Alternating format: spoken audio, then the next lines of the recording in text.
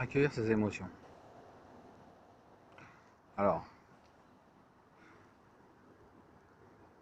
la libération des émotions, c'est jamais agréable. Pour faire la parabole, ça serait comme si on vous enfermait dans une salle sombre, qu'on vous y laisse un certain temps, et qu'on vous ressort de cette pièce en plein jour. Ça va être très désagréable.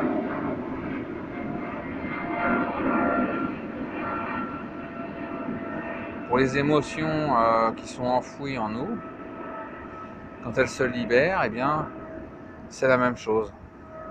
C'est désagréable.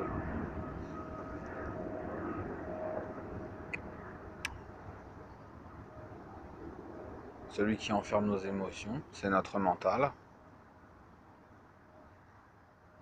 C'est pour ça que dans le chemin de libération, on a des pratiques relatives qui ressemblent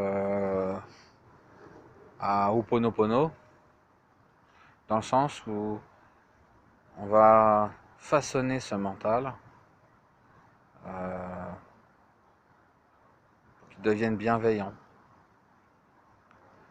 Dès lors que ce mental devient bienveillant, il relâche un peu cette emprise sur nos émotions et les émotions peuvent se libérer.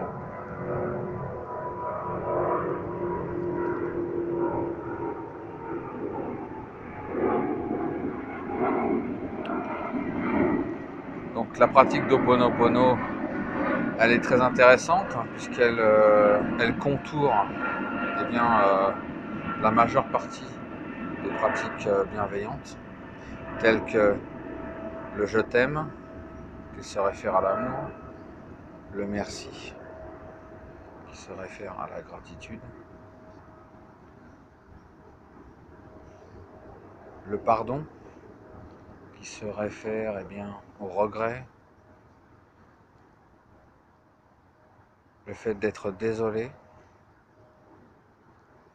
qui se réfère à la compassion, compassion comme compatir, épauler.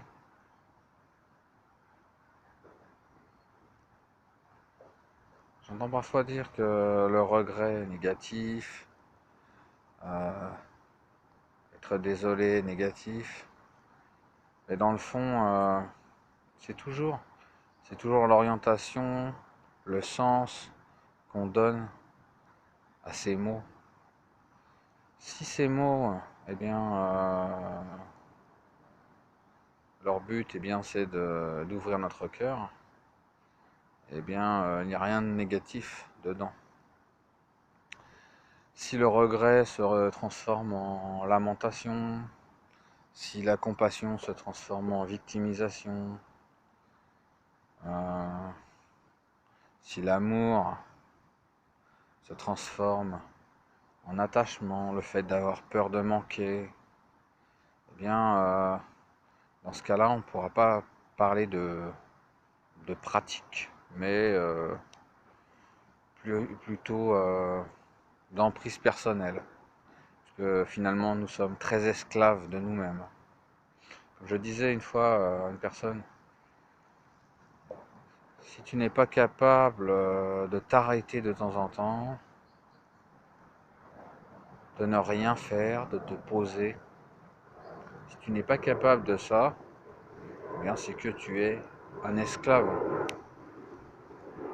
Si c'est trop dur de s'arrêter, si c'est trop dur d'écouter le silence, eh bien c'est que tu es esclave.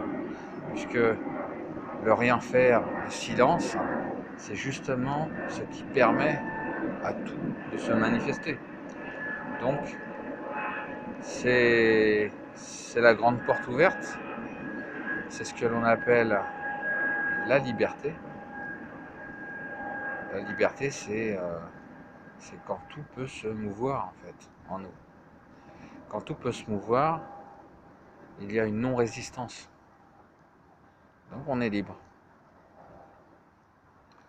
quand on traverse une émotion difficile, eh bien, on peut l'écouter, on peut la laisser être. Ce positionnement de laisser être, c'est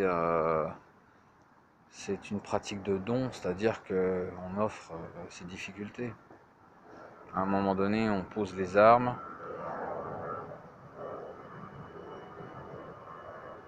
C'est pas qu'on lâche prise, mais on dépose un fardeau.